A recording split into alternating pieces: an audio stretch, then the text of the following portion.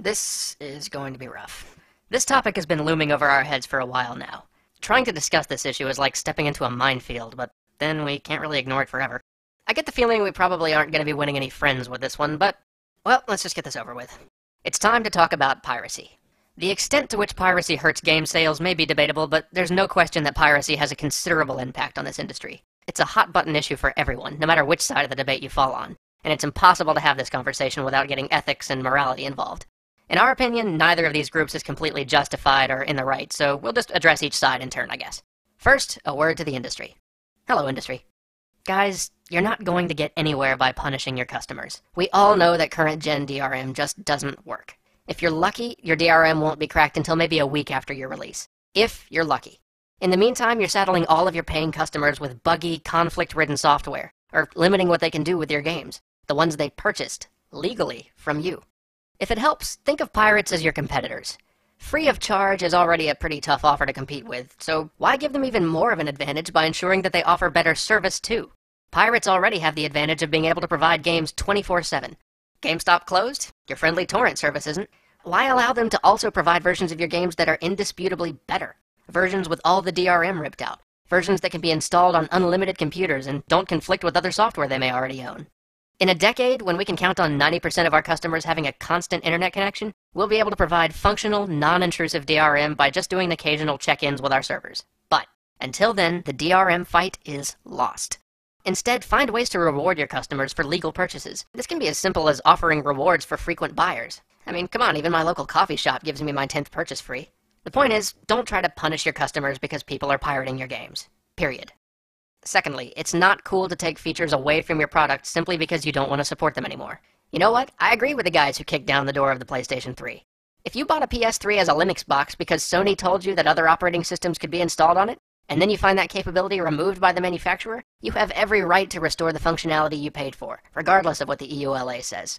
Oh, and Sony, a word to the wise. Do not tangle with the kind of people who install Linux on their PlayStations. Trust me, you are wasting your time. But at the same time, I also want to appeal to consumers to not get up in arms when a company shuts off the servers for your favorite game. I know you love the game and you paid good money for it. Those are completely valid reasons to be upset.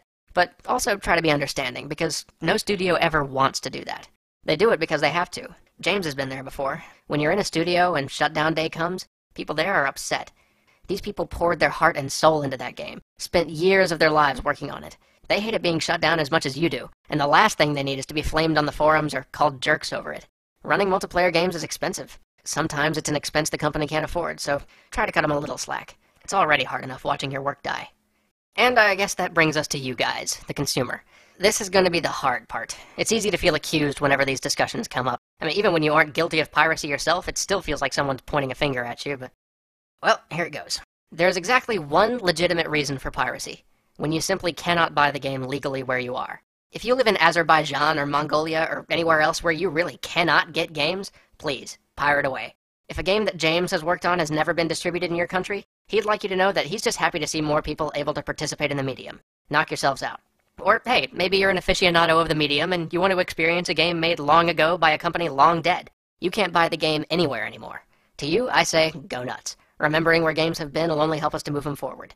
Past that, if you like a game, just pay for it. We can't build these things without money. Honestly, everybody working in the development side of this industry takes a way lower salary than they could be making with the same skills in another field. And big games still cost millions of dollars to make. I wish we could do this simply as a labor of love, but you'd never see games of the quality and scope that we have now without money behind them. Also, we like being able to eat. Now, I'll be the first to admit, and I speak from experience, that it's really hard to make yourself care when piracy is such an easy act to justify to ourselves. After all, I'm only taking a digital copy of the thing. It's not like the game makers are losing an item from their stock, and it's not like me acquiring this copy is going to prevent someone else from playing the game. The list of justifications we use is endless. The game is buggy. The game isn't worth paying for. The game's overpriced. I hate the developer. I hate the CEO. The DRM for this thing is ridiculous. And sure, these may be perfectly valid points against the game, but in the end, if we're still pirating the game to play it, it renders all of those arguments meaningless because the game is apparently still worth playing despite the flaws. This is a mindset we really need to outgrow as members of this community. But what if some company releases a game without offering any kind of demo? Well, here's a high road kind of solution. Instead of pirating the thing, write to the game company and tell them that you didn't buy their game because they didn't put out a demo. Imagine if even a fraction of the people who would normally pirate a game instead flooded the company's inbox with those letters. You bet your ass that company is going to give some more thought to releasing demos in the future. And then there's that other argument for piracy that we often hear in the US, the I'm too poor argument. I don't have the money and I wouldn't have bought this game anyway. This argument doesn't really hold water for me when it comes to video games, because any machine that can run a modern video game is a luxury item to begin with. If you can afford a decent PC or a video game console, you can probably afford a game to play on it. This argument really is just another way to rationalize something akin to theft. But just to be sure we weren't being horrible jerks by saying that, James did an experiment. For the sake of argument, he assumed that you can own a decent gaming machine, but somehow can't afford games for it. The results are in, and you're in luck. There are plenty of legit, free gaming experiences to be had out there. James just spent the last 2 weeks playing games on a $0 budget, only playing games he could get legally for free. He played Echo Bazaar, Vindictus, Dungeon Fighter, a bunch of games off Congregate, free apps on his iPhone, downloaded demos on his Xbox. He had a great time, and it got him to try a bunch of games he would otherwise never have seen. All I'm saying is, it can be done. And, I mean, really, if you can even budget $60 a month for games, you're ahead of the curve anyway. It's rare that the industry releases more than one truly top-tier game in a single month. And between all of the free titles, extra cash from trade-ins, and reduced prices on titles you didn't buy on launch day, you should be able to easily fill up your free time with amazing interactive experiences. I guess all we're really trying to say here is, don't be a dick. If you like a product, pay for it. People worked hard on these things. If for no other reason, think of it as an investment in future games to come. And we're running long again. Okay, we may come back to this eventually so we can rant about copyright law and such, but I think that's probably enough flame war fuel for one show. Thanks for sticking with us for all that, guys. We'll see you next week.